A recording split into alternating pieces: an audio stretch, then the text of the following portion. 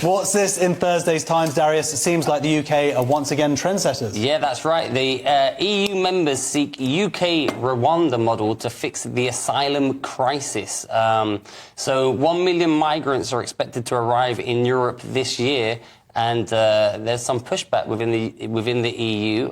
Surprisingly enough, classic Nazis, Austria broke ranks, demanded that the EU follows the controversial British model of processing claims in Rwanda. Yeah, when the birthplace of Hitler... I was a shock. When they're backing up, going, hey, England have got it right. But also Denmark, Poland and the Netherlands. And Denmark, actually, they had a similar kind of deal with, like Britain had, so they could implement it, but they retracted it. They went through after the elections. They retracted that. The Rwanda plan. Yeah, they got scared, so they pulled up on it. But it's becoming a very divisive issue now. So like Poland and Netherlands are now, campaigning on this in their upcoming elections.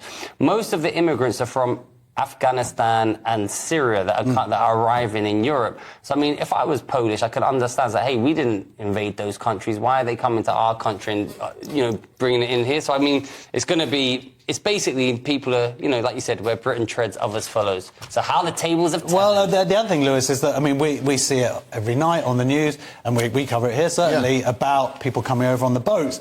But when you look at the numbers that we seem to be going crazy about, compared to 1 million people coming into Europe, I mean, it's a much larger problem over there.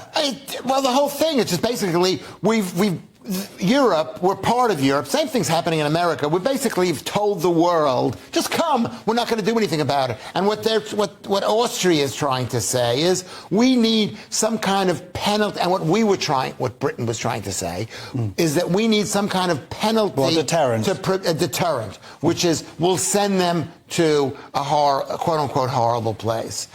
But the shocking thing is that the EU signed a deal with Tunisia to pay them €1 billion to keep people out. It's like we're paying people money and not Tunisia to... has a lot of human rights issues. Yeah. So, I mean, there is a hypocrisy, like, we'll drop our morals when it comes to helping ourselves. It's not just that, it just shows sheer impotency. We're like paying, what is the term called? Blood money, is it? Paying people off or whatever. But yeah, actually, Darius, I did want to ask, this problem is surely going to be getting worse over the coming decades.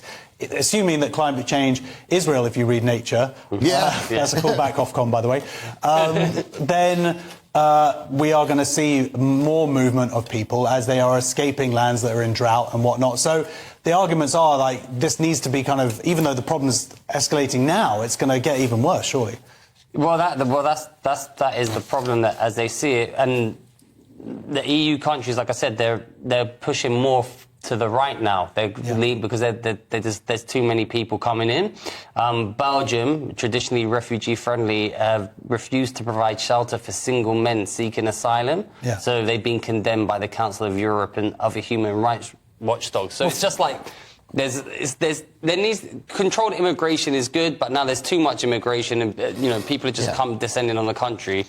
And the Europeans are like, they've had enough. Well, can I just say that I'm really glad that you two got in. But he's like immigrants. He's born here.